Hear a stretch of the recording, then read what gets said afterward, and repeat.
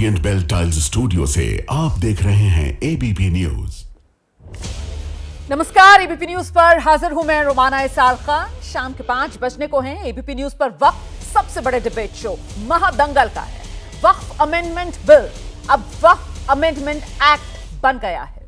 कल देर शाम राष्ट्रपति द्रौपदी मुर्मू ने वक्फ बिल को मंजूरी दे दी, जिसके बाद सरकार ने इस नए कानून को लेकर गजट नोटिफिकेशन जारी कर दिया।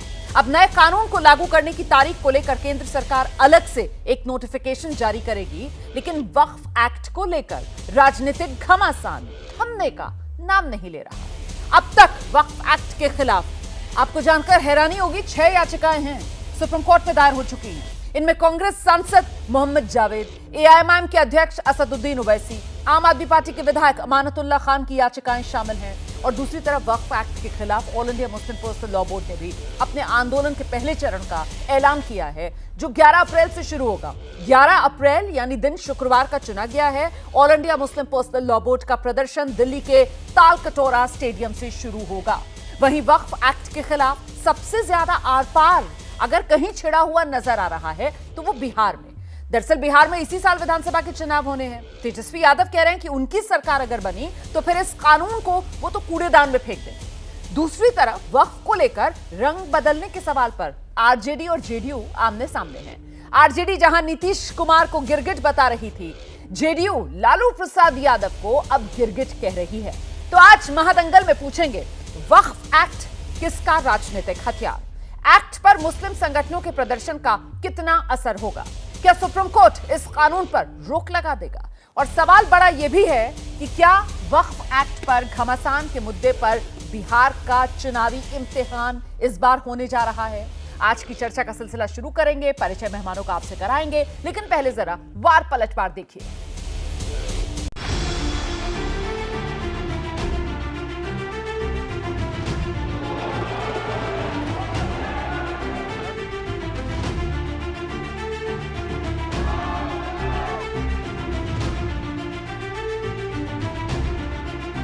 सब जगह पर सरकार वक्फ की प्रॉपर्टी को चला रही है। हम तो सरकार भी नहीं चला रही है, हम तो जो चला रहे हैं उनको हम बता रहे हैं कि नियम से चलाओ। सारी प्रॉपर्टी और पैसा ये सारा मुस्लिम भाइयों के शिक्षा पर, स्वास्थ्य पर, उनके रोजगार पर लगेगा। किसी भी कीमत पे इस बिल को हम लोग बिहार में लागू नहीं होंगे। कूड़ेदान में ये बिल को फेंका जाएगा हमारी सरकार जब बनेगी। बेचारे की सरकार कहाँ में आना? लालू प्रसाद जी ने उस लायक उनको छोड़ा है क्या? उनके पिताजी ने बिहार में भ्रष्टाचार किया।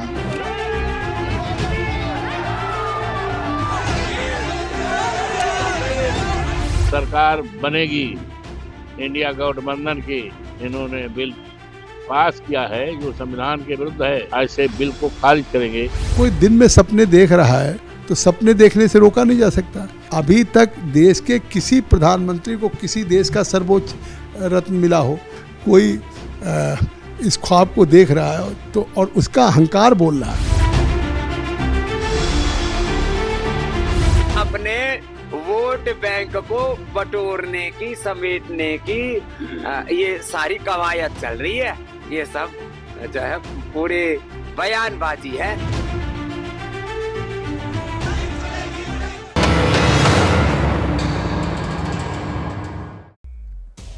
मैं मेहमानों का परिचय आपसे करा देती हूँ। बीजेपी की तरफ से प्रवक्ता शाजिया इल्मी हमारे साथ मौजूद हैं। कांग्रेस प्रवक्ता निघत अब्बास, आरएलडी महासचिव मलूक नागर, आरजेडी की प्रवक्ता कंचना यादव हमारे साथ जुड़ रही हैं। कुछ ही देर में जेडीयू और एआईएमआईएम के भी मेहमान हमारे साथ होंगे। बहुत स्वागत आप सभी का। मैं शाजिया इल्मी से शुरुआत करना चाहूंगी। शाजिया, विपक्ष कह रहा है कि ये कानून जो है वो संविधान विरोधी है। 6 याचिकाएं जो हैं वो सुप्रीम कोर्ट तक पहुंच गई हैं। ऐसे में सवाल ये कि कानून की कसौटी उस पर कैसे खरा उतरेगा ये कानून? शाजिया इल्मी। मुझे लगता है पूरी तरह से कानून की कसौटी पर यह खरा उतरेगा और यही मंशा है वक्फ की। देखिए, हमारा संविधान के सम्मत है, ये कुरान सम्मत है ये, क्योंकि वक्फ का मतलब ही है परोपकार करना, जन कल्याण करना, गरीब लोगों का फायदा करना। और आप खुद ही सोचिए, अगर किसी से आप सवाल पूछेंगे ना, और ये जो सब निकल के आ रहे हैं, जिनको घबराहट हो रही है क्योंकि सिंहासन डोल रहा है, जनता आती है, तो उनसे पूछिए आप तक 9 लाख एकड़ में कितने मेडिकल कॉलेज, इंजीनियरिंग कॉलेज, बेवाओं के लिए रहने की जगह, कितने स्कूल खोल लिए हैं, कितने अस्पताल खोल लिए हैं। ये सवाल आप पूछेंगे ना, सब भागते हुए दिखाई देंगे। क्यों नहीं खोले? ये तो मकसद था। अब ये तो अल्लाह की दी हुई जमीन है। अल्लाह के वो जो जमीन देता है या समर्पित करता है वो तो गरीबों के लिए है। कुरान शरीफ की 3 आयतें इस बात की करती हैं, तस्दीक करती हैं। तो आप बताइए, जब इनका दबदबा जा रहा है, जब उनके जो मुस्लिम सामंतवादी जो बने हुए हैं, तो जाहिर सी बात है उनका पूरा वर्चस्व जो है उसको चुनौती दे रहा है। ये गरीब मुसलमानों का फायदा क्यों हो जाए? क्यों उनके लिए स्कूल खुलें? क्यों उनके लिए मदरसों में बाकायदा कंप्यूटर की एजुकेशन हो और बेहतर एजुकेशन हो? क्यों नहीं चैरिटेबल हॉस्पिटल्स खुलें? ये तो कह नहीं सकते। एक और बात और आखिरी बात, हमारा संविधान क्या कहता है? हमारा संविधान कहता है कि जो सेंट्रल यूनिवर्सिटीज हैं, सेंट्रल ग्रांट्स कमीशन के तहत, वो सेक्युलर नेचर की है। लेकिन हमारा संविधान ये भी कहता है कि अगर कोई समुदाय, विशेष समुदाय हो, कोई भी समुदाय हो, रिलीजियस समुदाय हो, धार्मिक आधार पर खोल सकता है यूनिवर्सिटी, कॉलेज, स्कूल या हॉस्पिटल्स। इसीलिए आप देखेंगे सिखों में है, क्रिश्चियंस में आप पाएंगे। आप देखिए, आप चाहे वो सरस्वती विद्यालय हो या एकल विद्यालय हो, वो सरकार के पैसों से नहीं चलते। तो आप सोचिए, मुस्लिम समुदाय के लिए एक भी स्कूल क्यों नहीं खोला जिसका नाम होता? आप सोचिए, एक भी अस्पताल बड़ा, एक यूनिवर्सिटी गिनवाते। तो मेरी तो देखिए मोटी मोटी बातें आप छोड़िए, ये जो बुनियादी बात है ना, वक्फ और वक्फ का मकसद, उसके लिए क्या किया इन लोगों ने? सिर्फ लूटा है, सिर्फ लूटा है और बाकायदा भ्रष्टाचार किया है। आपस में एक दूसरे पे, वक्फ बोर्ड के मेंबर्स के आपस में झगड़े चल रहे हैं। आप कितना कमाओगे, मैं कितना कमाऊंगा, आप कितना लूटोगे, मैं कितना लूटूंगा, मैं कितने प्राइवेट बिल्डर को जमीन दूंगा जो मुझे देनी चाहिए। बिल्कुल, तो ये वो खामियां हैं जिनको दूर करने के लिए सरकार की तरफ से कहा जा रहा है कि साहब ये वक्त में संशोधन जरूरी था और इसी वजह से ये संशोधित कानून जिस पर अब मोहर लग गई है। निघत अब्बास, आपके पास आ रही हूँ। शाज़ी अल्मी की तरफ से साफ कहा जा रहा है कि साहब एक तो कानून संविधान सम्मत हमने बनाया है, इसी वजह से कानून की कसौटी पर ये खरा उतरेगा। और दूसरा बड़ा सवाल यहां पर जो शाज़ी अल्मी की तरफ से, बीजेपी की तरफ से बार बार पूछा जा रहा है कि साहब विपक्ष, खासतौर से कांग्रेस, किस मुंह से सुप्रीम कोर्ट का दरवाजा आप लोग खटखटा रहे हैं? पिछले 70 साल आप लोगों का राज रहा इस देश में और वक्फ का जो मकसद था वो मकसद वक्फ हासिल कर नहीं पाया। अब अगर सुधार हो रहा है तो फिर विपक्ष को तकलीफ क्यों? निघत अब्बास।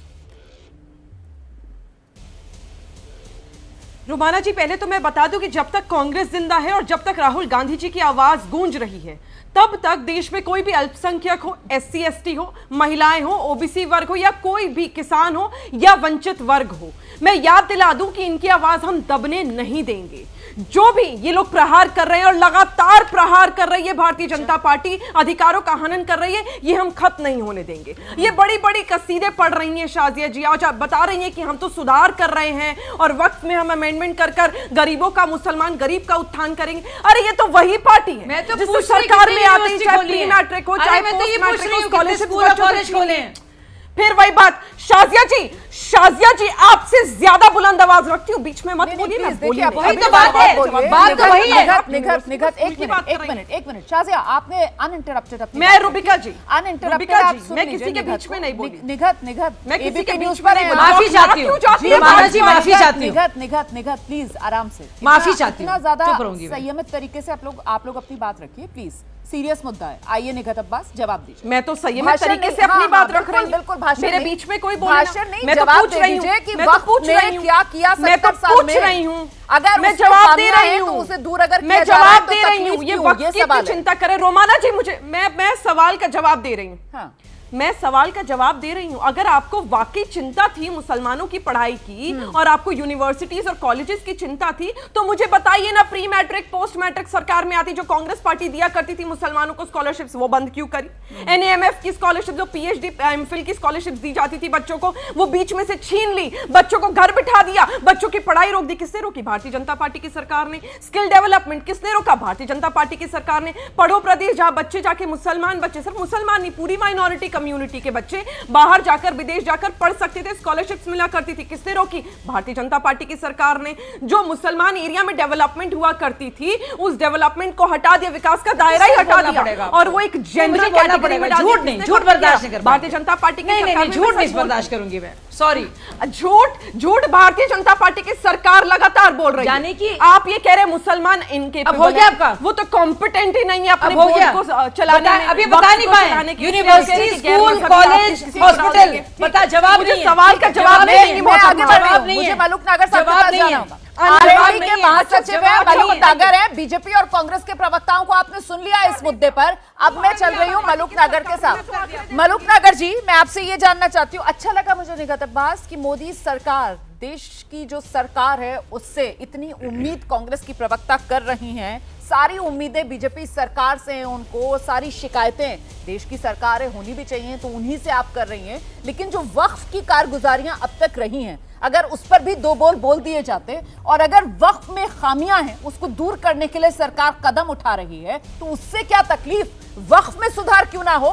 वक्फ जिस मकसद के लिए बनाया गया उस मकसद को आगे बढ़ाने के लिए अगर सरकार कदम उठा रही है तो फिर भला तो फाइनली मुसलमान का ही होगा ना, जिसकी इतनी पैरवी और जिसके हकों की लड़ाई की बात यहां पर कांग्रेस की तरफ से की जा रही है। लेकिन इस सब पर चुप्पी साध ली जाती है। कटघरे में वक्फ के बहाने मोदी सरकार को खड़ा कर दिया जाता है। मैं मलूक नागर जी आपसे ये जानना चाहती हूं, इस पूरे मामले को लेकर विपक्ष की तरफ से बार बार एक बात जो दोहराई जा रही है वो ये कि मुसलमानों का भला तो कर ही नहीं सकती है ये सरकार। मतलब सरकार की तरफ से कहा जा रहा है कि वक्फ अमेंडमेंट जो कानून हम लेकर आ रहे हैं वो इसलिए ताकि मुसलमानों का भला हो जाए। भाई वक्फ से 12,000 करोड़ की कमाई हो सकती थी, कब सच्चर कमेटी की तरफ से ये बात बता दी गई थी? और अभी हालत क्या है? 166-67 करोड़ मुश्किल से वक्फ की कमाई हो रही है। ज्यादा कमाई होगी, ज्यादा मुसलमानों का भला हो पाएगा, पर विपक्ष भरोसा नहीं कर पा रहा कि मोदी सरकार मुसलमानों की भले का कोई काम कर सकती है। मलूक नागर साहब। रोमाना जी देखिए, इसको आराम से समझना पड़ेगा। हाँ जी। 1995 में कांग्रेस की सरकार अमेंडमेंट लेके आई। तो क्यों लेके आई? कुछ सुधार की जरूरत थी। 2013 में फिर अमेंडमेंट लेके आई। क्यों लेके आई? क्योंकि सुधार की जरूरत थी। अभी जो एनडीए की सरकार या बीजेपी की सरकार अमेंडमेंट लेके आई तो क्यों लेके आई? क्योंकि सुधार की जरूरत थी।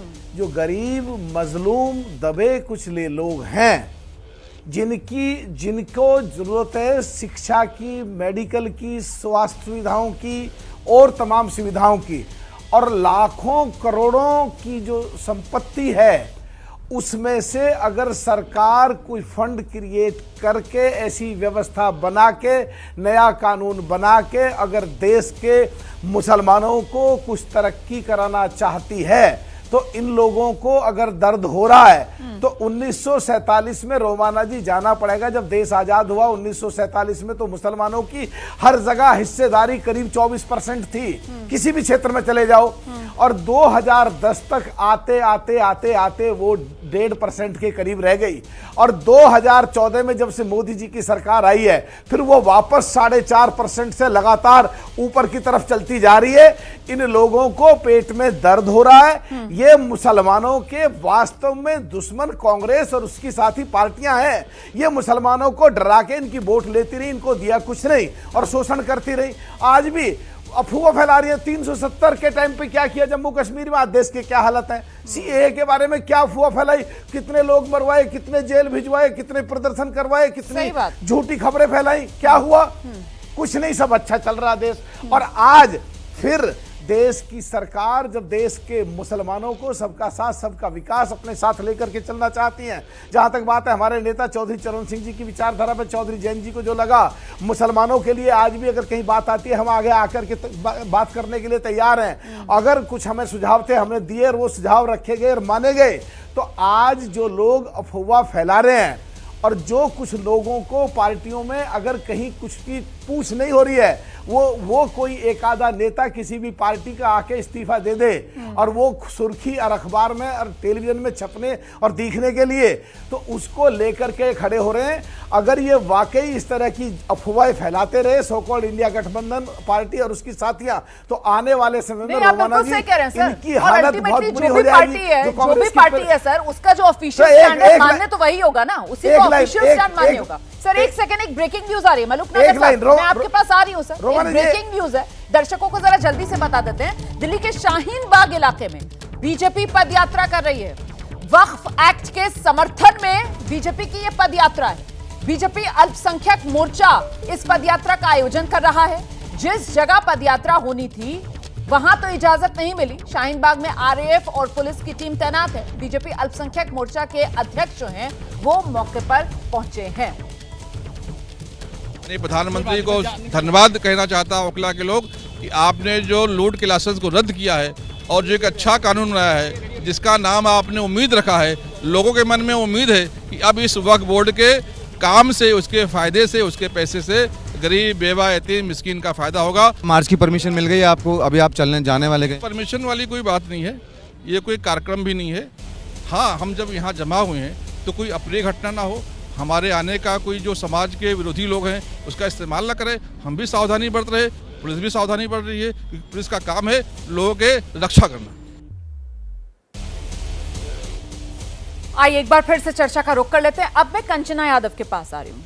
कंचना जी, यहाँ जो बात बार बार सत्ता पक्ष की तरफ से कही जा रही है वो यही कि विपक्ष ये जो वक्फ संशोधन कानून अब बन चुका है इसका जो विरोध कर रहा है वो सिर्फ मुसलमानों को गुमराह करने का काम कर रहा है। मतलब मुसलमानों को डराओ, वोट पाओ। कंचना जी, यही फलसफा आरजेडी का भी? ये लोग जो हमेशा डरा कर माइनॉरिटी से मेजोरिटी को डरा कर वोट लेते हैं, रोमाना जी, जो पोलराइजेशन करते हैं वो दूसरों पर आरोप न लगाएं तो बढ़िया है। और ये कहते हैं कि हम शिक्षा, सुरक्षा, स्वास्थ्य, रोजगार के लिए, अभी बताया ना कांग्रेस की प्रवक्ता ने कि मौलाना आजाद नेशनल फेलोशिप किसने बंद किया? भारतीय जनता पार्टी ने बंद किया। 2 यूनिवर्सिटी है मुसलमानों के नाम पर, अलीगढ़ मुस्लिम यूनिवर्सिटी और जामिया मिलिया इस्लामिया। दोनों में इनकी नजरें घुसी रहती हैं, दोनों इनकी आंखों में धंसती हैं। आप जब शिक्षा दे नहीं सकते, फेलोशिप दे नहीं सकते तो रोजगार कहां से देंगे? अरे इतने हितैषी है तो आपके कितने मेंबर ऑफ पार्लियामेंट मुसलमान हैं ये तो बता दीजिए। राज्यसभा में, लोकसभा में, यूपी में कितने एमएलए आपके मुसलमान है? बिहार में कितने एमएलए आपके मुसलमान है? आपने तो मुसलमानों का रिप्रेजेंटेशन दिया नहीं। आप अचानक से हितैषी कैसे हो गए? हमेशा आक्रमण करने वाले मुसलमानों पर कभी कहते हैं वोटिंग राइट छीन लेंगे। इनके जो केतकी सिंह है होली के टाइम पे कहती है मुसलमानों के लिए अलग से अस्पताल बना दिया जाए। अब स्वास्थ्य की चिंता ये लोग कर रहे हैं। एक तरफ इनका कैसा बयान, दूसरी तरफ इनका कैसा बयान। हम कैसे मान ले, जनता कैसे मान ले मुसलमान इस देश का दहशत में है? कैसे मान ले कि हितैषी हो सकते हैं? इन्होंने तो हमेशा आक्रमण किया है। कंचना जी थोड़ा आराम से। मतलब मुसलमान इस देश का दहशत में है, बड़ी खतरनाक सी बातें लगती हैं। आपकी बात सुनकर लोग दहशत में आ जाएंगे। मतलब इतना भयानक माहौल देश के अंदर, मेरे ख्याल से ऐसी बातें बचना चाहिए हमें। नेशनल टेलीविजन पर जब हम बैठे हों तो इस तरीके के जनरलाइज स्टेटमेंट देने से हमें बचना चाहिए कि इस देश का मुसलमान दहशत में है। इस देश में मुसलमानों की आबादी जानती है ना आप, रोमाना जी, है ना? और इस देश का नागरिक जो है, संविधान जो है, संविधान की सबसे बड़ी ढाल इस देश के हर नागरिक के पास है। शुक्र अदा कीजिए कि इस देश का हर नागरिक पूरी तरीके से सुरक्षित है। और दुनिया भर में अगर मुसलमान सबसे ज्यादा कहीं सुरक्षित है तो वो हमारा भारत है, हमारा हिंदुस्तान है। तो प्लीज इस तरीके के जनरलाइज स्टेटमेंट्स मत दीजिए कि देश का मुसलमान दहशत में है। हाथ जोड़कर मेरा आपसे निवेदन है, प्लीज मेरा सवाल सुन लीजिए। मेरा सवाल सुन लीजिए। मेरा सवाल सुन लीजिए। पार्टी से पूछना चाहिए जो पिछले 10-12 सालों से लगातार इस देश की मेजॉरिटी को इस देश की माइनॉरिटी से डरा रही है। ये सवाल तो आपको भारतीय जनता पार्टी से पूछना चाहिए। अब आप तय कर लीजिए कि कौन दहशत में है। एक मिनट कंचना जी, आपसे ही मेरा सवाल है। पहले आप तय कर लीजिए कि कौन किससे डरा रहा है। कभी आप कहती हैं कि माइनॉरिटी से मेजॉरिटी को डराया जा रहा है, कभी आप कहती हैं कि माइनॉरिटी दहशत में है। तो लगता है आप कंफ्यूज हैं। लेकिन आप मुझे बताइए, इस कंफ्यूजन में कहीं ऐसा तो नहीं है कि आरजेडी जनता को कंफ्यूज कर रही है, और वो भी बिहार की जनता को आपके नेता तेजस्वी यादव कंफ्यूज कर रहे हैं। वो कह रहे हैं हम सत्ता में आएंगे तो इस कानून को कूड़ेदान में फेंक देंगे। तो मेरे जवाब से बड़ा आपका सवाल है, विधानसभा का लड़ना है और आप केंद्र के कानून को कह रहे हैं कि आप कूड़ेदान में फेंक देंगे। आप किसको बेवकूफ बना रहे हैं? मुझे बताइए ना। राज्य की सत्ता में आकर केंद्र के कानून को कैसे कूड़ेदान में फेंक देंगे? इसका जवाब दीजिए। मेरे जवाब को सुनेंगी तब आपको समझ में आएगा। डराने का, धमकाने का, अगर वोटिंग राइट छीनने का, मुसलमानों को देश से निकालने का, पाकिस्तान पहुंचाने का, अफगानिस्तान पहुंचाने का, तालिबान पहुंचाने का, अगर किसी ने ठेका ले रखा है ना रोमाना जी, तो भारतीय जनता पार्टी ने ले रखा है। हमने नहीं लिया है। हमने कभी ये नहीं कहा कौन कैसे है। ये दहशत फैलाने का काम जो कौन करता है वो आप जानती है। होली में नमाज आप छत पे अपने नहीं पढ़ सकते, रोड पर नहीं पढ़ सकते, आप यहाँ नहीं कर सकते। आपसे मैं पूछती हूँ, अगर कोई भी स्टेट सरकार अमेंड करके किसी मंदिर के ट्रस्ट में मुसलमानों को डाल दिया जाए तो क्या भारतीय जनता पार्टी नहीं कहेगी कि इस देश के मुसलमानों को कैसे घुसाया जाए, उनका आरक्षण कर छीना जा रहा है, मंगलसूत्र छीन कर दे दिया जाएगा, भैंस छीन कर दे दिया जाएगा, क्या छीन कर दिया जाएगा, दाढ़ी वाले, टोपी वाले, इस तरह की भाषा कौन इस्तेमाल करता है रोमाना जी? हम करते हैं क्या? लगातार एक ट्रेन में जाते हुए एक बुजुर्ग मुसलमान की अगर सब उसको घेरते हैं और कहते हैं डिब्बे में दिखाओ क्या है, आप लिंचिंग कर देते हैं गौ हत्या के नाम पर, तो कौन करता, दहशत कौन फैला रहा है? अगर ये हकीकत नहीं तो आप बताइए कि भारतीय जनता पार्टी के सरकार में आने के बाद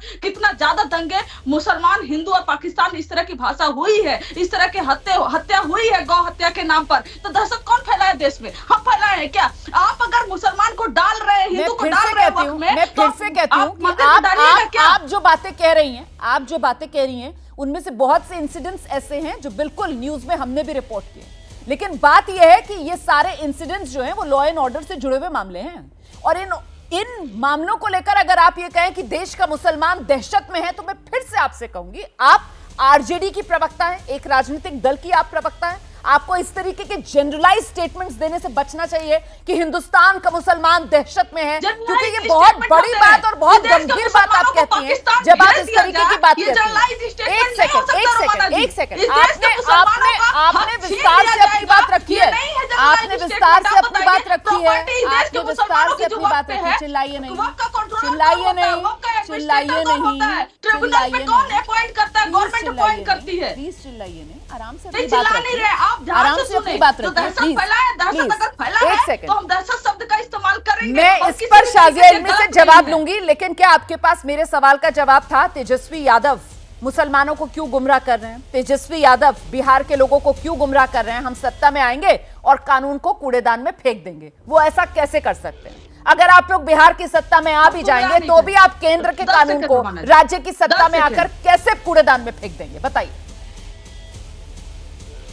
10 सेकंड, हम केंद्र में आने की बात कर रहे हैं, इंडिया अलायंस केंद्र में आने की बात कर रहे हैं। सबसे पहली बात, इंडिया अलायंस के केंद्र में आने की बात हो रही है कि जब हम केंद्र सरकार में आएंगे मतलब 2025 में आप 2029 की बात कर रही हैं। नहीं कर रहे हैं, हम सिद्धांत पे अपने खड़े हैं, और कोई अपने सिद्धांत पे नहीं खड़ा है तो नीतीश कुमार जी, उनका बैकबोन जो है ना, हड्डी, वो सीधी नहीं बची है अब, और वो है चिराग पासवान जी, जिनकी रीढ़ की हड्डी सीधी नहीं बची है। अब झुक चुके हैं ये लोग भारतीय जनता पार्टी के साथ अपना अस्तित्व खत्म करने के लिए। जान लेते हैं ना कौन सिद्धांत पर खड़ा हुआ है और किसकी रीढ़ की हड्डी जो है उसमें लचक आ गई है, किसकी रीढ़ की हड्डी सीधी नहीं है। लेकर आइए अभिषेक झा को, जानेंगे। आ रही हूं शाजिया, उसके बाद आपके पास आऊंगी मैं, लेकिन पहले एक रिएक्शन अभिषेक झा से यहां पढ़ लेंगे। सुना आपने, कंचना कह रही है कि साहब नीतीश कुमार की रीढ़ की हड्डी जो है उसमें दम नहीं रहा है, नीतीश कुमार झुक गए हैं। बताइए जरा, झुक गए नीतीश कुमार, दम नहीं रहा नीतीश कुमार में? अब नीतीश कुमार जो हैं वो मुसलमानों के अधिकारों की रक्षा नहीं कर सकते हैं क्या? आरजेडी यही आरोप लगा रही है।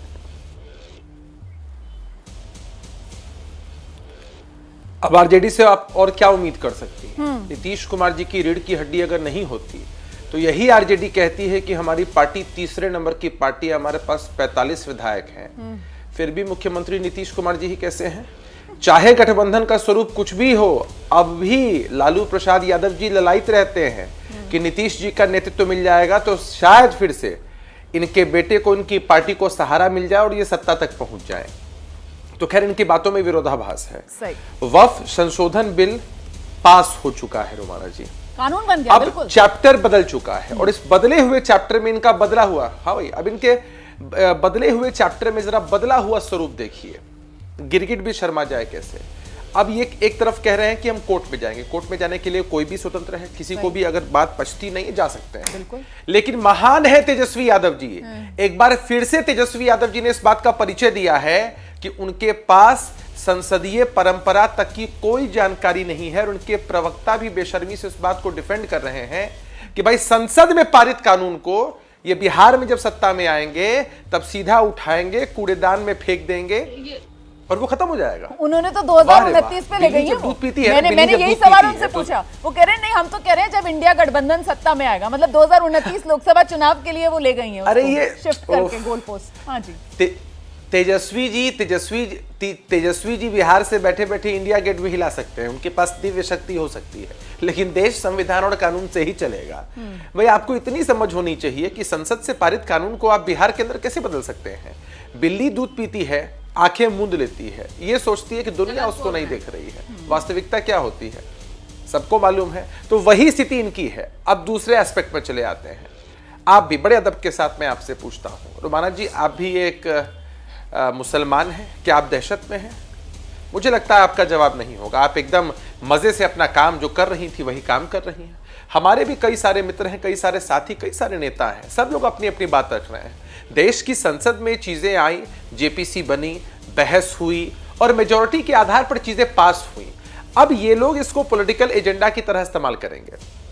पहले कोर्ट में जाने की बात करेंगे, दूसरी तरफ कहेंगे हम दुनिया हिला देंगे, तीसरी तरफ कहेंगे कि भाई मुसलमान कम्युनिटी जो है वो दहशत में है, ताकि वो और डरे और सहमे और शायद इसका राजनीतिक लाभ इनको मिल सके। है क्या कि जो पसमानदा कम्युनिटी है मुसलमानों की, या फिर जो गरीब तबके के मुसलमान हैं, जो बेवाएं हैं, उनको मालूम है कि उनके हक में ये चीजें हुई हैं। और मैं हमेशा इस बात को कहता हूं कि the only thing which is constant in this universe is change. Romana ji, जो सबसे स्थायी इस ब्रह्मांड में है वो बदलाव है।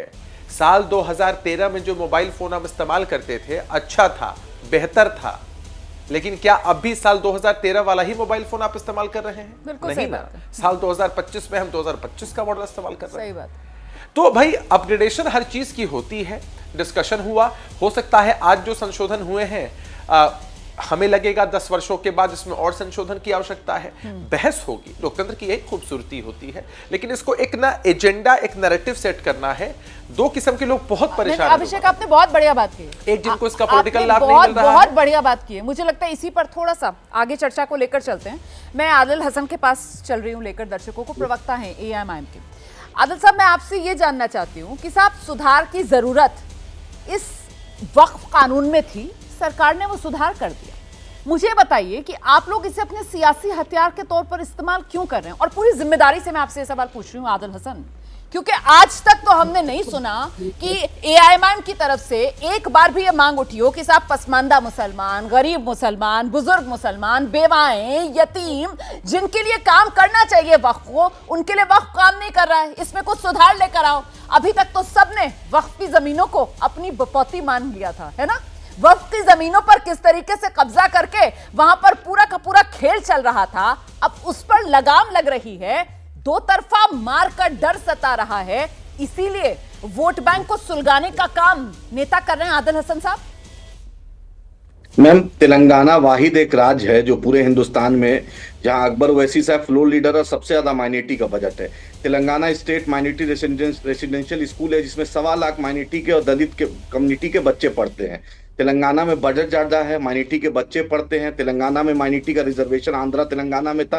अकबर ओवैसी साहब, बैरिस्टर असदुद्दीन ओवैसी साहब के पहल पर YSR साहब की गवर्नमेंट ने इसको शुरू किया था। और आप जो कह रही हैं, अगर इतने बीजेपी को चिंता है, एक भी मुसलमान MP नहीं, एक भी मुसलमान मिनिस्टर नहीं, इतना बड़ा आप हमदर्द बन रहे हैं और जो झूठ फैला रहे हैं बार बार। सुनिए मैडम, सबको, मुझे भी आप ही से पूछ रही हूँ, आपने तेलंगाना सरकार को लेकर यहाँ पर बहुत सी बातें कर दी। मेरा सवाल ही नहीं है सरकार का, मेरा सवाल तो वक्फ को लेकर था। मैंने तो आपसे सवाल यह पूछा कि वक्फ की जिम्मेदारी है ना सर, वक्फ की जिम्मेदारी थी ना, वक्फ ने क्या किया सर मुसलमानों के लिए, मुझे ये जानना है सर। मैम सुनिए, वक्फ का जो करप्शन है, अकबर ओवैसी साहब ने, जहां हमारी हद रहती है, अकबर ओवैसी साहब ने SIT का मांग किया था। वाहिद स्टेट में एक फ्लोर लीडर जिसने मांग किया था SIT का गठन हो और जो इंक्रोचमेंट है उसको खत्म हो। और ये ग्रॉस वायलेशन, आप सुप्रीम कोर्ट हम गए हैं, सुप्रीम कोर्ट में 2007 में भी एम्स के डायरेक्टर से एक एक्ट आया था, AIIMS director act, supreme court ने उसको भी स्ट्रक डाउन किया था। पार्लियामेंट ने कानून बनाया था, 2007 की बात है। अनुमनी रामदास हेल्थ मिनिस्टर थे और जो जयंत चौधरी जी के पिताजी 2013 में UPA सरकार में थे, सिविल एविएशन मिनिस्टर बने थे, स्पेशल उनके लिए ओथ हुआ था। तो जैसे जैसे आपकी सहूलत होती है आप सरकार में मलाई खाने आ जाते। रामविलास जी जब UPA में थे, मंत्री बने, सब कुछ सम्मान मिला। नीतीश जी मिट्टी में मिल जाएंगे, भाजपा में नहीं जाएंगे, RSS मुक्त भारत बनाएंगे, उसके महागठबंधन में 2 बार गए। मुसलमानों को अवतार पार्टी देते हैं, लेकिन उनका जो वक्फ बोर्ड का चेयरमैन 2005 से, बतलाइए, उसने जदयू का है वो आदमी, 2005 से लेकर 2025 आ गया, कितना इंक्रोचमेंट को उसने खत्म खत्म किया, कोई इंक्रोचमेंट को खत्म नहीं किया। अवतार पार्टी दीजिएगा, मुशायरा दीजिएगा, मुसलमानों को मीठी मीठी बात कीजिएगा, लेकिन जब वक्फ के मुद्दे पर नीतीश जी, ललन जी जो इनके मिनिस्टर हैं, और संजय झा और विजय, इन लोग ऐसा गोया इन लोग बीजेपी में मर्ज कर गए हैं जदयू। अरे हमारा संविधानिक अधिकार है, हम सुप्रीम कोर्ट जाएंगे। जो पार्टी एक भी मुसलमान एमपी ना दे, मिनिस्टर नहीं दे, वो मुसलमानों की हितैषी हो गई। अलीगढ़ मुस्लिम यूनिवर्सिटी किशनगंज पे पूछिए अभिषेक झा जी से, 1 रुपया नहीं मिला। डबल इंजन की सरकार है, 2014 से लेकर 25 आ गया, 1 रुपया नहीं मिला। जयंत चौधरी जी यही ना चरन्नी अठन्नी वाली बात कर रहे थे, अखिलेश जी के साथ 2022 का चुनाव लड़े थे। भाई एक केंद्र मंत्रालय के लिए इतने अपने आप को नतमस्तक हो जाएंगे? चंद्रबाबू नायडू इतना नतमस्तक हो जाएंगे? जनता जवाब देगी, नीतीश जी को भी जवाब देगी।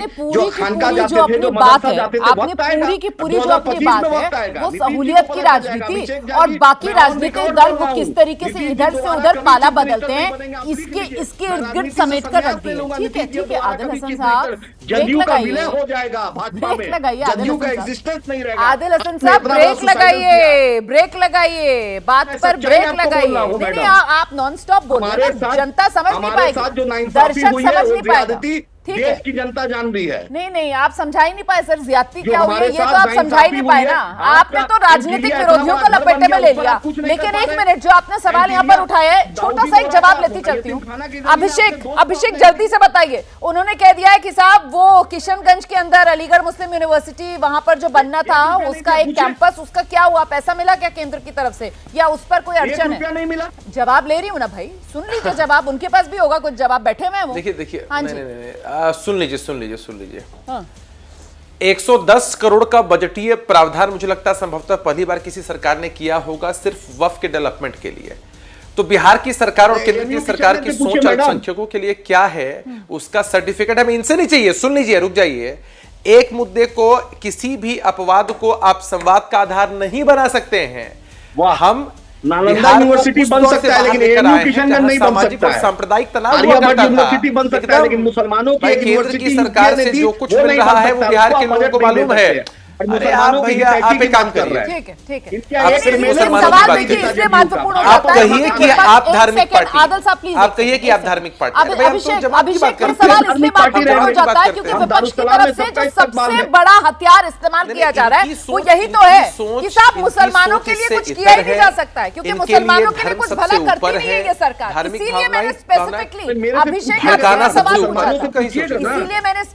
अभिषेक आपसे ये सवाल पूछा था अभिषेक, क्योंकि बार बार विपक्ष की तरफ से जो सबसे बड़ा ग्राउंड बताया जा रहा है वक्फ के विरोध का, वो कह रहे हैं हम यकीन ही नहीं कर सकते हैं कि ये सरकार जो है वो कुछ भला कर सकती है मुसलमानों का। यही तो वो कह रहे हैं।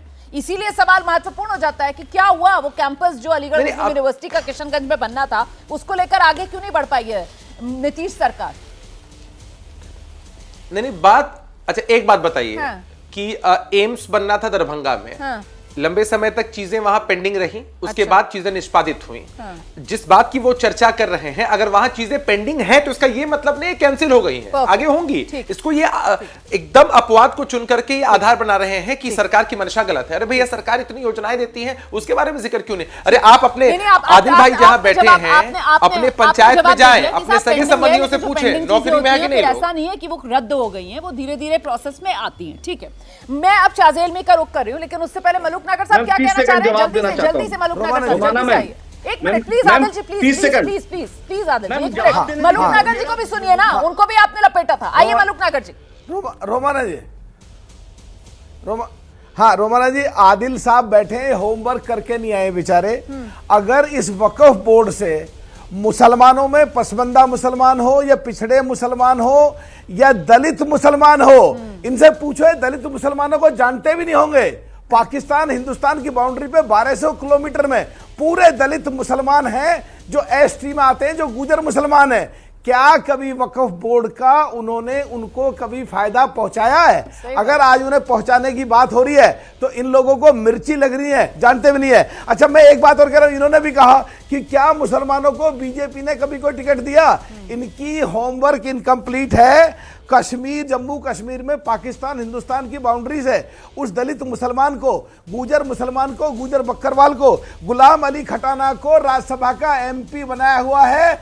शर्म आनी चाहिए देश के नेशनल टेलीविजन पे बैठ के, जो एनडीए की सरकार, जो चरण सिंह जी की विचारधारा, माननीय प्रधानमंत्री नरेंद्र मोदी जी की सरकार जो एमपी मुसलमानों को बुला रही है, राज्यसभा में बैठा रही है। है वहां से दलित मुसलमानों को, जो कांग्रेस ने कभी पूछा नहीं, वोट ले लिया और हमेशा उनका शोषण किया, और नेशनल टेलीविजन पे बैठ के कुछ का कुछ बोल रहे हैं, पता कुछ है नहीं। ठीक है 30 सेकंड जवाब देना चाहता हूं जी। मैं रुमाना जी इनसे पूछिए, उस वक्त अखिलेश जी के गोदी में थे जब वो बकरवाल को मला था, और धारा 341 को स्ट्रक डाउन कर दीजिए। जब मुसलमान दलित और क्रिश्चियन दलित को रोका गया है एससी के स्टेटस से, धारा 341 को खत्म कर दीजिए। अगर दलित मुसलमानों की चिंता है, दलित क्रिश्चियन की चिंता है, बुद्ध के लिए, बौद्ध के लिए खत्म हो गया, सिख के लिए खत्म हो गया, मुसलमान और क्रिश्चियन के लिए खत्म कर दीजिए। और बिहार में सबसे पहले पसमानदा मुसलमान ने रिजाइन दिया है। और क्रिश्चियन जो है वो जो दलित मुसलमान और दलित ईसाई जिसका जिक्र यहाँ पर कर रहे हैं मलिक नागर साहब, उनको फिर आरक्षण क्यों नहीं दे देते? ये मांग ठीक है, लंबे वक्त से मांग की जा रही है, ठीक है। मैं आप शाजिया में करूंगा, शाजिया मैं इस चर्चा का दूसरा राउंड शुरू कर रही हूँ। आदिल साहब दोबारा आऊंगी आपके पास। आदिल साहब ब्रेक लगाइए बात पर, दोबारा आऊंगी। एक एक करके सब अपनी बात रखेंगे ना, समझ में आएगा। मैं दूसरा राउंड शुरू करने जा रही हूँ, शाजिया के पास मैं फिर से आ रही हूँ। शाजिया में अब मुझे ये बताइए, एक बात जो इस चर्चा में निकल कर आई कि साहब सुधार की जरूरत थी। सुधार 1995 में भी हुआ, सुधार 2013 में भी हुआ, और ये 2 बार जो तारीखें हैं वो मैं इसलिए गिना रही हूं क्योंकि इन दोनों बार बीजेपी जो है वो साथ में खड़ी नजर आई कांग्रेस सरकार की, जब कांग्रेस सरकार ये सुधार कर रही थी। और अब हमने देखा कि 2025 में जब ये बिल पेश किया जा रहा था तो दोनों सदनों में ये बार बार दोहराया गया कि साहब जो ट्रिगर पॉइंट था ये सुधार का, वो तो दरअसल 2013 में जो अमेंडमेंट किया था, इसी वजह से हमें ये लाना पड़ रहा है। तो अगर 2013 वाला अमेंडमेंट इतना खतरनाक था कि उसकी वजह से 2025 के अंदर ये सुधार करना पड़ा, तब बीजेपी ने कांग्रेस का साथ क्यों दे दिया था? शाजिया में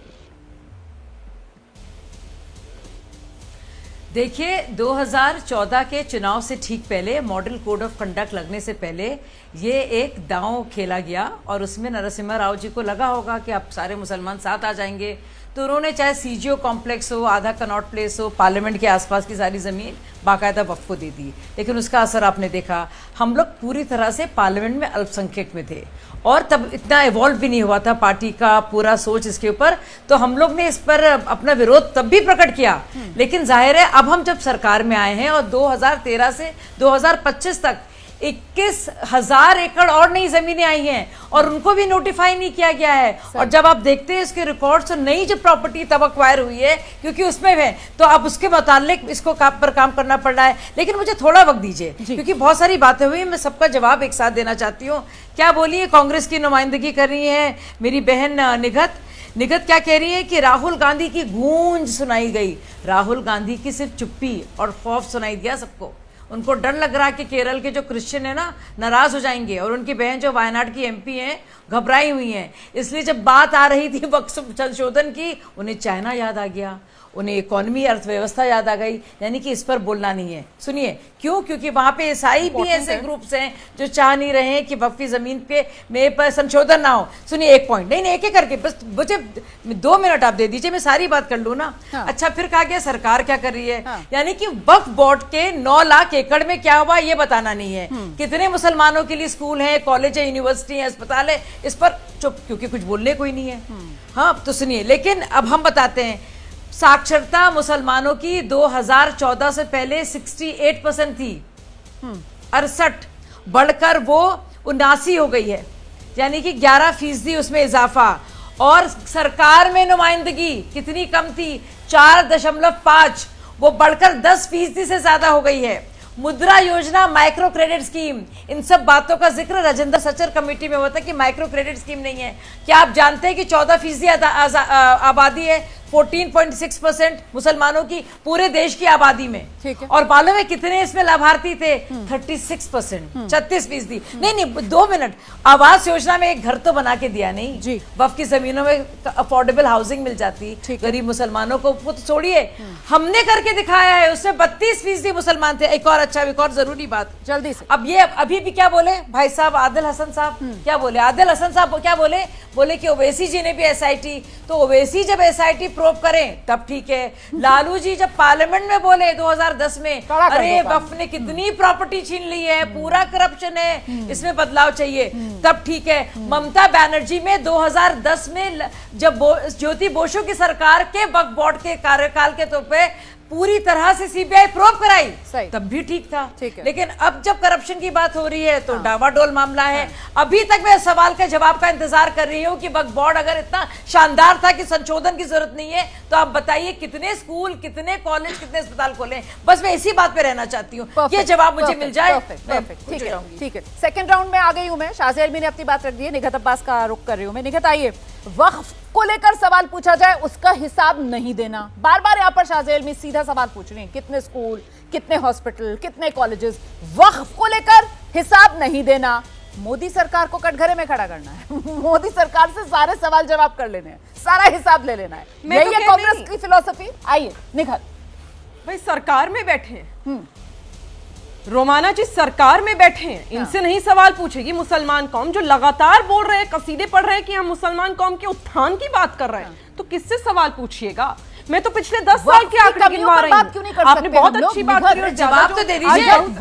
फिर भाग रही हैं आप रोमाना जी। नहीं भागिए नहीं, झूठ नहीं। शाज़िया प्लीज बीच में मत आइए। शाज़िया प्लीज। रोमाना जी, हाँ निगहत आराम से अपनी बात रखिए। रोमाना जी, जवाब नहीं है। धन्यवाद रोमाना जी, आप तो पत्रकार है, आइडियोलॉजिकली हो सकता है कि आप रुख रखती हूँ इस बात का कि वक्फ के आप हक में हो, और मैं मानती हूँ जो अमेंडमेंट बिल आया हो सकता है आप हक में, लेकिन मॉडरेट कर रही हैं तो अब आप मेरा सवाल, जैसे आप उनका सवाल मुझ तक पहुंचा रही है, मेरा सवाल उन तक पहुंचा दीजिएगा। मैं तो सरकारी आंकड़ों की बात कर रही हूँ क्योंकि मुसलमान के उत्थान की बात कर रही है, यहाँ रोजगार की बात हो रही है। तो मैं तो पूछना चाहती हूँ 2014 से लेकर 25 तक इन्होंने बहुत उत्थान करा है, क्यों ऐसा हुआ? मुसलमान कम्युनिटी का बेरोजगारी दर 2.5% से बढ़कर 4% हो गया इन लोगों की सरकार में। मैं नहीं कह रही हूँ, आंकड़े सरकारी आंकड़े बता रहे हैं। ऐसा क्यों हुआ कि सैलरीड जो एम्प्लॉयमेंट थी वो 21.5% से घटकर 18% पर सीमित हो गई? ये मुसलमानों के लिए स्पेसिफिकली मैं बात कर रही हूँ। 18.5% बढ़ गया है आंकड़ा बच्चों के स्कूल ड्रॉप आउट का। हमारी जो कौम के बच्चे हैं रोमाना, आपकी, मेरी, शाज़िया की और हमारे यहाँ बहुसंख्यक में अभी पैनल पे मुसलमान, इस कौम के बच्चे स्कूल से निकल रहे हैं, छटक रहे हैं, पर ये सरकारी आंकड़े। शाज़िया मैं बीच में नहीं बोली रोमाना जी, इस तरह मैं शाज़िया जी को बोलने नहीं दूंगी। सरासर झूठ, मैं इनसे ज्यादा चीख सकती हूं, झूठ नहीं बोलने दूंगी। मैं इनसे ज्यादा जवाब देंगी नहीं, मेरे साथ मैं मैं गलत आपकी बोलती बंद करूंगी, आप झूठ बोलेंगी। झूठी है आप, आपकी सरकार, आपका प्रधानमंत्री नरेंद्र मोदी झूठा है। थोड़ा संयम से नरेंद्र मोदी झूठे हैं, शाज़िया इल्मी झूठी है, भारतीय जनता पार्टी की सरकार झूठी है। निगहत अब्बास थोड़ा संयम से, कंट्रोल में रहिए। प्रधानमंत्री देश के हैं, आप मैं रोमाना जी, प्रधानमंत्री मेरे, प्रधानमंत्री मेरे देश के हैं, प्लीज वो है, आपसे मैं दिखा दिया है उन्होंने। नहीं भैया, मैं माफ करिएगा, मैं माफ करिएगा, प्लीज। मैं रोमाना जी, मैं बहुत संयम से रखती हूँ, पर ये बौखलाहट भारतीय जनता पार्टी की, इनके मुंह के सामने आंकड़े जब दिखा दिए जाते हैं तो ये बौखलाहट, आप जो घबराहट हो जाती है। आप जो आंकड़े दे रही हैं, हाँ, उनको बताइए, उनका सोर्स बता दीजिए, बात खत्म हो जाएगी। बताइए कहां से लेकर आई हैं ये आंकड़े, सोर्स बताइए आप मुझे, किस साल के आंकड़े हैं ये बताइए। सार्वजनिक है, सार्वजनिक है तो बताइए, सार्वजनिक बताइए ना। सार्वजनिक है, आपको चैलेंज कर रही है, वो झूठ कह रही है, तो आप बताइए मुझे, आप कह रही है सरकारी आंकड़े, कौन से मंत्रालय के आंकड़े, किस साल के आंकड़े, आप बता दीजिए ना। सरकार, आप उनको बताइए, अल्पसंख्यक मंत्रालय के आंकड़े बता रही हूँ जो खुद आप जैसे पत्रकारों ने डाला है, मैं बता रही हूँ। अब आप पत्रकारों के पीछे छिप रही हैं, कभी आप मंत्रालय के पीछे छिपती हैं, कभी आप सरकार के पीछे छिपती हैं। आप बताइए ना, मैं मंत्रालय बता नहीं रोमाना जी, आप थोड़ी चली जाएंगी। मैं सवाल का जवाब दे रही हूँ, मैं सवाल का जवाब दे रही हूँ। मैं जनरलाइज क्यों दूंगी? मैं जनरलाइज देती ही नहीं हूँ, मैं लगातार वही आंकड़े बता रही हूँ, वेबसाइट पर वो आंकड़े बता रही हूँ, झूठ बोल रही है, झूठ बोल रही है, झूठ बोल रही है, झूठ बोल रही है, आप झूठ बोल रही है, चिल्लाते सारे आंकड़े झूठ बोल रही हैं, आप झूठ बोल रही हैं, झूठ बोल रही है, आपने बिल्कुल 1000 बार बोल रही है, 1000 बार आप फिर झूठ बोल रही है, आप लगातार झूठ बोल रही है। अपना समय दे रहा है अगर वो आप लोगों को सुनने के लिए, तो वो चाहता है कि आप लोग जो बात कर रही है वो तथ्य की कसौटी पर खरी हो, तो बता दीजिए ना भाई, आप अपना सोर्स बताइए, आप साल बताइए, आप अपना सोर्स बताइए ना, आप बताइए कि ये देखिए ये डिपार्टमेंट का ये आंकड़ा इस साल का है। हाँ बताइए। बताया तो आप जाइए, खोलिए,